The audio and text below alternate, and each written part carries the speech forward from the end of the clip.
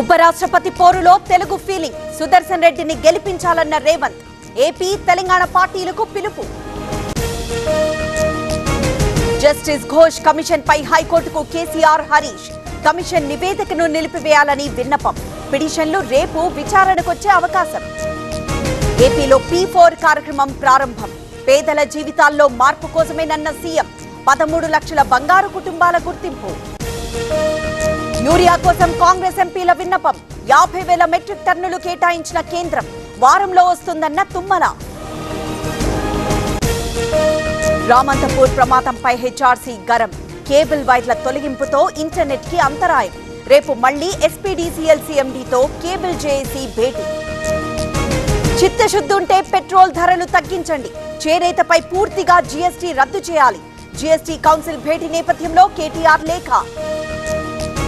గాంధీలో పరికరాల కొరతపై TV9 కథనాలు. Radiology విభాగాన్ని తనిఖీ చేసిన దామోదర. అధికారులపై మంత్రి ఆగ్రహం. అమరావతి మునిగే ప్రాంతమన్న అంబటి. తప్పుడు ప్రచారం చేస్తే చర్యలు తప్పవన్న అనిత. వైసీపీ నేత మురళిపై కేసు నమోదు. స్టీల్ ప్లాంట్ విషయంలో మాకు చిత్తశుద్ధి ఉంది. అందరికంటే ముందే పవన్ మాట్లాడారు. కేంద్రంతో చర్చించాలన్న నాదెండ్ల. విజయవాడలో అప్రమత్తమైన అధికారులు. ముందస్తు చర్యల్లో భాగంగా సింగనగర్ కి పడవలు. ప్రకాశం బరాజ్ కి వరద పెరిగే అవకాశం. ఆలస్యం కానున్న కాకాని విడుదల. హైకోర్టు ఇచ్చిన ప్రొసీజర్స్ పూర్తి చేయడంలో సమస్యలు. రేపు మధ్యాహ్నం తర్వాత విడుదలయ్యే అవకాశం. విజయవాడలో ఫుడ్ సేఫ్టీ దాడులు. హోటల్స్, రెస్టారెంట్స్, బేకరీల్లో ఆకస్మిక తనిఖీలు. కుళ్లిపోయిన పదార్థాలు సీజ్. సౌమ్య నిరాధారమైన ఆరోపణలు చేశారు. ఆత్మహత్య డ్రామా ఆడారన్న ఎమ్మెల్యే కూన. సౌమ్య కండగా ఉంటామన్న వైసీపీ నేతలు. కార్మికుల సమ్మెపై చర్చలు రేపటికి వాయిదా.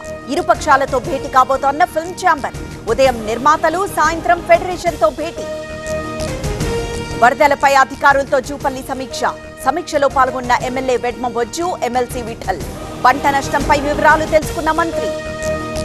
మంత్రాలయంలో ఉధృతంగా తుంగభద్ర. గంగమ్మ దేవాలయాన్ని చుట్టుముట్టిన వరద.